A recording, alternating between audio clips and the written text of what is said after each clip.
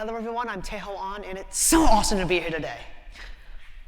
A program like this takes so much hard work and time to create, and I want to thank everyone involved in making this happen. Okay, now who here watches cooking shows?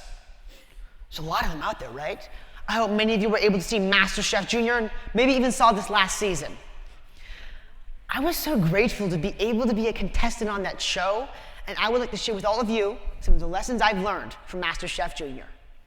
Now, me and my mom were locked up in a hotel for over 2 months, and the day after day filming was eventually created into the weekly show everyone else saw. It was an amazing experience, and the things I learned will stay with me for the rest of my life, and these things have nothing to do with cooking. Excel instead of compete. I also do martial arts. As a martial artist, I compete often in various tournaments. And I soon learned that as long as I did my very best, as long as I tried my hardest, it filled me with a sense of accomplishment, a sense of victory. Yes, sometimes I did win in the traditional sense. In fact, I was once a combat sparring state champion for California. But a lot of the time I didn't win. But that's okay, because I did my very best and I brought my A game, and I focused on excellence rather than winning at all cost. That is the exact same mindset I had on the show and the same mindset I use in my day-to-day life. And by living by this mindset, I quickly learned one thing. No one has to lose for you to win. Do your very best and carry on. Now, when you do win with humility. When I was in the show, the judges loved my scallop and risotto dish. And the best part was receiving all the positive feedback from my fellow contestants, not the judges.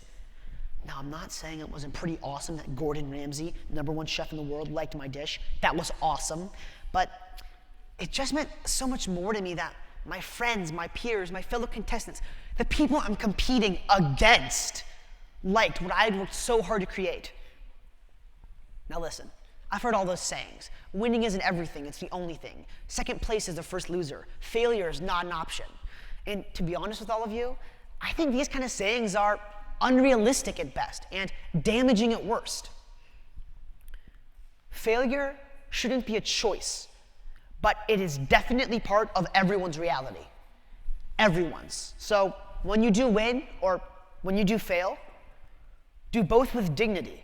Hold your head high, learn, and succeed the next time, or learn and succeed the next. And remember, winning isn't a finish line. Winning is a state of mind. Now, I also learned the importance of taking risks. Staying locked up in your comfort zone, doing the same thing day after day, doesn't make you safe, kind of makes you boring. That's why you need to be able to push yourself to take those risks. Well thought out risks, I might add, because you can just yell YOLO and do something crazy like try skydiving without a parachute, then you really only will live once. Quick disclaimer, do not try skydiving without a parachute. That is a terrible idea. You'll get seriously injured, and I will not take responsibility. Don't do it. What you need to do is consider all the possible outcomes of the risks we're about to take and weigh them. My risk on the show, I used sriracha in a base for a delicious creamy spicy sauce for a surf and turf challenge. Yum, right? Unfortunately, Mr. Gordon Ramsay didn't like it, and I got eliminated from the show just because I used sriracha. I don't see what's wrong with sriracha. I mean, I honestly think sriracha is delicious. I mean, who doesn't like sriracha? Who here likes sriracha? Yeah, see? Knew it. My motto has always been, go big or go home. And you know what? That is literally exactly what happened.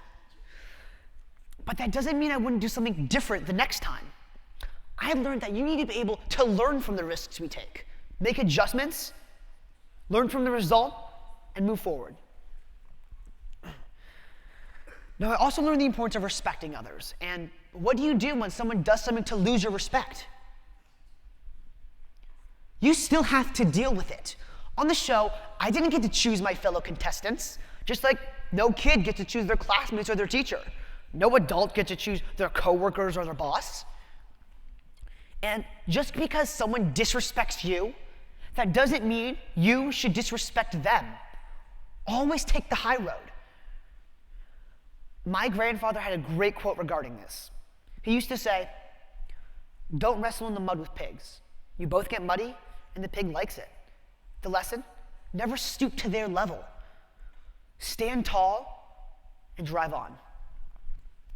Jeez, I still get nightmares from that face.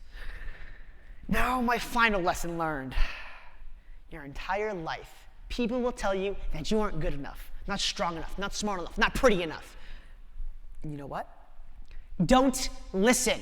History is full of people that were doubted in, diminished, ignored, made to feel less than others. But they rose up to change the face of the world. Step aside from the people who don't believe in you. Wake up every morning and choose to have a positive attitude. The negativity will fade, and you will find yourself surrounded by people who do believe in you. And that is the true foundation for success. Thank you everyone for listening to my TED Talk. It was an honor to be here, and I'd like to thank all of you for listening again and everyone for making this happen. Mic drop.